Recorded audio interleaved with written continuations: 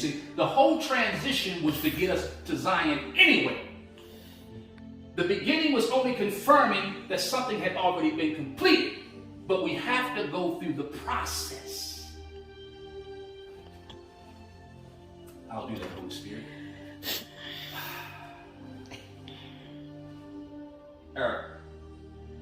1 Corinthians, I think, chapter 15, verse 1 and 2. Give me that real quick.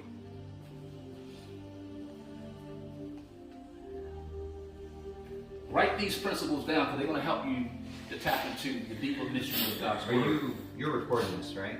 Yes. Yes. 1 Corinthians 15. 15, I believe, verse 1 and 2. 1 and 2.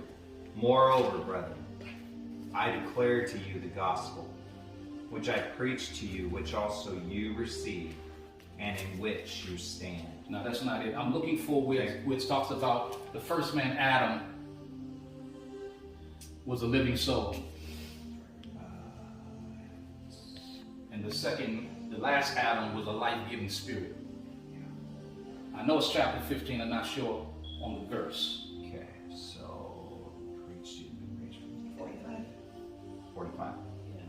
Do you want to read that? And so it is written, the first man Adam was made a living soul. The last Adam was made a quickening spirit. Stop right there. I need y'all to note the principle or the rule of last and first things. Please don't forget this. It's going to help you in your study time.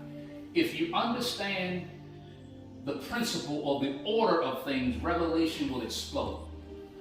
Yes. This is showing us right here the principle of last things first and first things last. The first should be last. Yes. The last should be first. What was first? Adam. Sorry, I went over there. I was taking notes. The first man, Adam, was made a living soul. See, it specified the first. Yeah. So it shows you an order here. The first man, Adam, was what? A living soul. Okay, and what's the other one? A quickening spirit. But it said the L-A-S-T. The last. See, first, last. Do you see? The first man, Adam, was a living soul. The last man, Adam, was a life-giving spirit. Now watch this here. Here's another rule. If the first should be last and the last should be first, what was always God's intention? Spirit. How to become a life-giving spirit. Life-giving spirit. Come on, people of God. You were never meant to be just a living soul. You was meant to be a life-giving spirit. And so many are still operating in the first when they should be operating in the last, which is really, in God's perspective, the first. Because that's his true identity. Did you catch it? How many believers do you encounter that are truly embodying the life-giving spirit? None. We keep encountering soul, but not spirit. He talking good talk. Did you catch it? That's why I stand on that word, man. Everybody say 7 days. 7 days. 7 days. 7 days.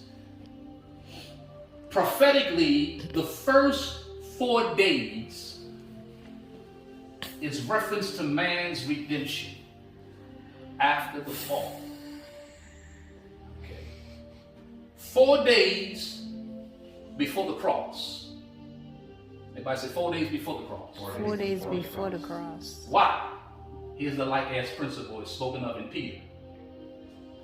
For a day is likened unto 1,000 years, and 1,000 years is likened unto a day. It didn't say it was, it said it's likened. That's why it's called the like-as principle. It's likened unto. And because God transcends time, and everything in God is now, everything in God is perfect, everything in God is complete, God is not limited to time. But we are. So there were 4 days prophetically, or 4,000 years historically before Calvary. Are you following? So the first 4,000 years, or the first 4 prophetic days of man's redemption was before the cross. From Adam to Christ, 4 days have gone by. 4 days.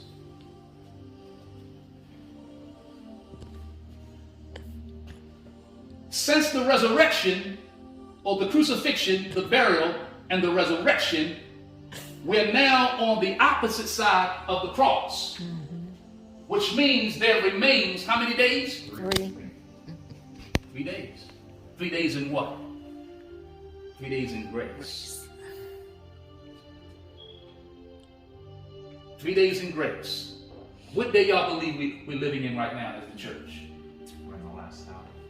What day do you think we're in? We're on the 7th. We're in the 6th. I believe we're at the threshold of the 7th. We haven't entered into the 7th yet. We're at the threshold. We're in the 6th day. According to the pattern that was showed to Moses in Genesis, what did God create on the 5th day? Somebody go there real quick. Well, I wish y'all get back to bondage, boys. It's much quicker. I walked out the door without mine. Hallelujah. Sorry. All this technology got us all messed up now. We got to punch everything on computers and. Well, it's because we're trying. I know. We're trying to take I know. notes and I know. we'll bring our Bible. But give me the description of what happened on the 5th day. What did God create on the 5th day? You create man?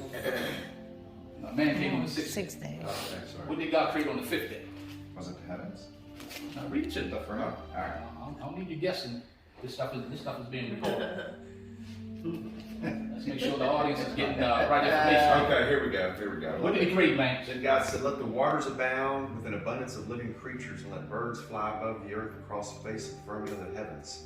So God created great sea creatures and every living thing that moves, with which the waters abounded, according to their kind, and every winged bird according to its kind. And God saw that it was good, and God blessed them, saying, be fruitful and multiply, and fill the waters in the seas, and let birds multiply on the earth. So the evening and the morning were the 5th day. The evening and the morning. Now, I need to insert this real quick.